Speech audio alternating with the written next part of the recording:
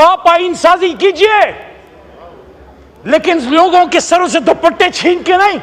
آپ آئین سازی کیجئے لیکن فیاض ہمارے ایم این اے ہیں, آپ کے بھی بچے ہوں گے, آپ کے بھی بیٹے ہوں گے. فیاض صاحب کے بیٹے کا اس کے بدن کا گوشت پلاسوں سے کھینچ کے اس کی ماں کو اس کی چیخیں سنائی گئی اور کہا گیا اب بولو اپنے باپ کو, اب بولو اپنے خاوند کو کہ وہ اپنا ووٹ ہمیں دیتا ہے نہیں دیتا, ترمیم کے حق میں دیتا ہے نہیں دیتا.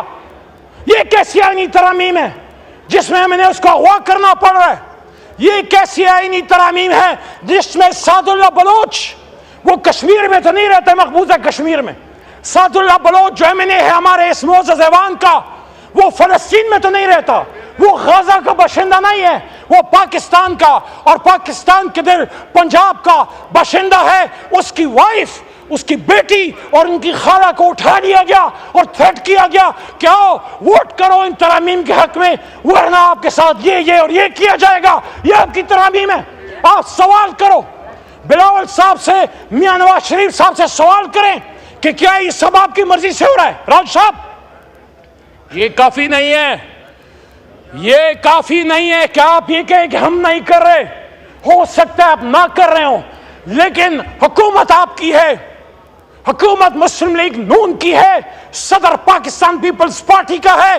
بڑا عجیب لگتا ہے, بڑا عجیب لگتا ہے آئین بنانے والی جماعت جو اپنے آپ کو آئین بنانے کی دعوے دار کہتی ہے اور ووٹ کو عزت دو کی نمبردار مسلم لیگ نون, آپ کے دور میں آئین کے ساتھ, بنیادی انسانی حقوق کے ساتھ یہ کھلواڑ ہو رہا ہے. آپ مجھے بتائیں کیا آپ پاکستان کی تاریخ کے سامنے سرخرو ہوں گے آج جو سپریم کورٹ پہ حملہ ہے, آج جو جناب ڈپٹی اسپیکر صاحب توجہ کیجئے, آج جو چیف جسٹس آف پاکستان پہ حملہ ہے, یہ تو وہی چیف جسٹس کی کرسی ہے. بڑا شہید بی بی کی بات کرتے ہیں.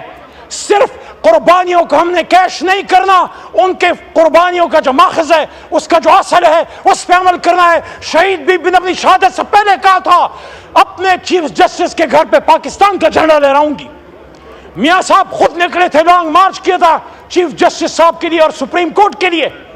قاضی حسین احمد صاحب نے قربانی دی اور ہمارے لیڈر عمران خان صاحب نے جیل کاٹی آزاد سپریم کورٹ کے لیے. تو جناب ڈپٹی اسپیکر صاحب, جب اتنی قربانیوں سے ہم نے اپنے سپریم کورٹ کو مضبوط کیا, چیف جسٹس کو توانا کیا, اس کی کرسی کو تگڑا کیا, آپ پھر کیوں اپنی باتوں سے پیچھے ہٹ رہے ہیں؟ آپ کیوں پھر سپریم کورٹ پہ حملہ آور ہو رہے ہیں یا اپنا کندھا دے رہے ہیں؟ کیا ایک ملک میں 2 وزیر اعظم ہو سکتے؟ کیا ایک ملک میں 2 آرمی چیف ہو سکتے ہیں؟ کیا ایک جماعت میں 2 چیئرمین ہو سکتے ہیں؟ اگر کچھ اشعار ہیں میرے ٹوٹے پوٹے, سیاسی تحریکوں کا حصہ بن کے کچھ نہ کچھ ذہن میں آ ہی جاتا ہے, خاص کر جب آپ جیل کاٹ کے نکلتے ہیں.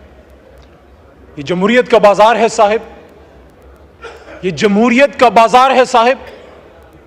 یہاں ضمیر بکتے ہیں, یہاں اصول بکتے ہیں. جو نہ بکے یہاں ضرور بکتے ہیں. یہاں سودا ایمان ہوتا ہے, سرعام ہوتا ہے, سر بازار ہوتا ہے. جناب ڈپٹی اسپیکر صاحب, ہم اس وقت جس ایوان میں موجود ہیں اس کا کام ہی آئین سازی ہے. وی کال لیجسلیٹرز. ہم آئین ساز, قانون ساز یہاں پہ بیٹھے ہیں. ہم اس قابل نہیں ہیں, لیکن اللہ تعالیٰ نے, آپ کی توجہ چاہیے مجھے, اللہ تعالیٰ نے 25 کروڑ عوام کی طاقت اور اپنی برکت سے ہم میں استطاعت دی ہے کہ ہم اپنی ذات سے نکل کے اس سبز ہلالی پرچم اور اس بابائے قوم کی فرمودات کی روشنی میں اس ملک کو ملک بنا سکیں جس کے لیے برصغیر پاک و ہند کی گلی گلی کوچے کوچے یہ نعرہ لگتا تھا کہ بٹ کے رہے گا ہندوستان اور بن کے رہے گا پاکستان. اور پاکستان کا مطلب کیا؟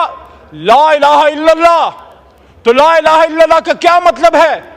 جناب ڈپٹی اسپیکر صاحب, آئین کی یہ کتابیں جو ہیں یہ پاکستان چلانے کے لیے ایک مقدس ڈاکیومنٹ ضرور ہے, لیکن صرف ایک کتاب میں تبدیلی نہیں ہو سکتی, وہ قرآن عظیم الشان ہے. اس کے علاوہ ہم نے کبھی بھی یہ نہیں کہا کہ آئین میں تبدیلی نہیں ہو سکتی, قانون سازی نہیں ہو سکتی, because constitution is a living document. آئین میں تبدیلیاں ہوتی رہیں گی. اس کے ہم خوبصورت سے خوبصورت اور مؤثر سے مؤثر تر بناتے رہیں گے، لیکن جناب ڈپٹی سپیکر صاحب، آئین کی یہ کتابیں ہماری کسی بہن کے سر کے دوپٹے سے زیادہ قیمتی نہیں ہے۔ میں اپریشیٹ کرتا ہوں ملتان سے ہمارے ایک بھائی ایم این اے صاحب گیلانی صاحب کے برخوردار موسیٰ بھائی تھے شاید کل، انہوں نے سپورٹ کی وہ بات کہ اگر، اور میں آج اس ایوان کے سامنے یہ بات رکھتا ہوں کہ اگر خواتین کو اٹھا کے، خواتین کو اغوا کر کے، بچوں کے سینوں سے پلاسوں کے ذریعے گوشت نوچ کے اور ان کی آوازیں ان کی ماں کو سنا کے آپ نے قانون سازی کرنی ہے، شرم کا مقام ہوگا جناب ڈپٹی سپیکر صاحب۔ میں نہیں چاہتا تھا میں نام لوں، لیکن تاریخ کی درستگی کے لیے ضروری ہے۔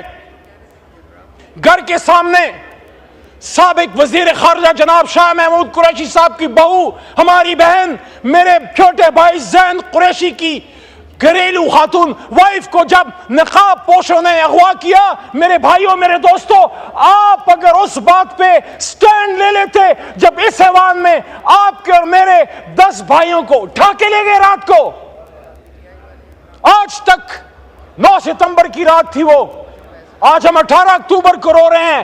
جناب سابق وزیر اعظم صاحب، راجہ صاحب، بے نظیر صاحبہ کی شہادت صرف آپ کا نقصان نہیں، ہم سب پوری قوم کا نقصان تھا، لیکن آج جب ہم بے نظیر کی شہادت کی بات کرتے ہیں، آپ مجھے بتائیے اس ایوان کے اندر سے جب آپ کے ایم این ایز کو نقاب پوش اٹھا کے لے گئے تو کے سامنے یہ کہتا ہے کہ مجھے تو مسودہ مل گیا، آپ مجھے بتائیے مسودہ، آغا صاحب مسودہ کہاں سے آیا؟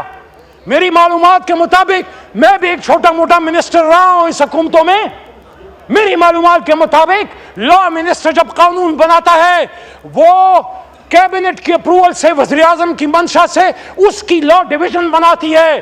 لا منسٹر کو کبھی یہ نہیں کہنا پڑتا کہ مجھے مسودہ مل گیا۔ کہاں سے ملا مسودہ؟ کس نے بنایا مسودہ؟ کس نے بھیجا مسودہ؟ کس لیے بھیجا مسودہ؟ میں پیپلز پارٹی پہ میرا بڑا سوال ہے، کیونکہ جس سے توقع ہوتی ہے اسی سے سوال ہوتا ہے۔ آپ کہتے ہیں ہم نے آئین پاکستان بنایا، بلاول صاحب آج نہیں ہے، ورنہ میں محترم بلاول صاحب سے پوچھتا کہ اور تو کوئی کرے تو کرے، آپ کی جماعت، بھٹو صاحب کی جماعت کیسے آرٹیکلیٹ میں چینج کر سکتی ہے؟ فنڈامنٹل رائٹس کو کیسے آپ چینج کر سکتے ہیں؟ ملٹری کورٹس کے حق میں کیسے آپ بات کر سکتے ہیں؟ بنیادی انسانی حقوق میں آپ چینج کیسے کر سکتے ہیں؟ میرے بھائیوں اور دوستوں،